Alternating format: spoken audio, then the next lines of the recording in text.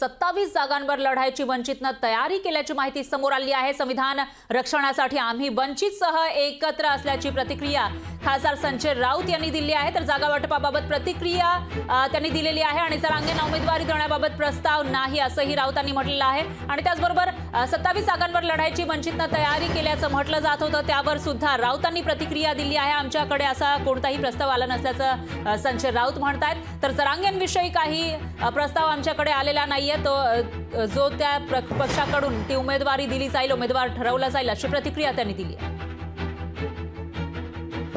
काल त्यांच्याकडून एक प्रस्ताव आलेला आहे। तुम्ही जे म्हणताय 27 जागा त्यांना लढायच्या आहेत असं नाही।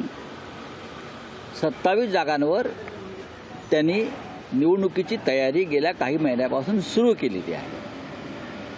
प्रत्येक पक्ष करतो। आता आम्ही 48 जागांवर केली होती, काँग्रेस 48 जागांवर तयारी सुरू करते, राष्ट्रवादी काँग्रेसने तयारी सुरू केली अनेक जागांवर। तसा प्रत्येक पक्षाने आघाडीला प्रत्येक मतदारसंघामध्ये तयारी करता येते। हमारे पास कोई प्रस्ताव नहीं, हमारे यहाँ सिर्फ सीट शेयरिंग की चर्चा होती है, कौन कौन से सीट पर लड़ेगा, कितने सीट पर लड़ेगा, कोई उम्मीदवार किसी का मन में होगा, उनकी व्यक्तिगत बात होती है। महाविकास आघाड़ी में इस प्रकार का कोई प्रस्ताव नहीं आया है।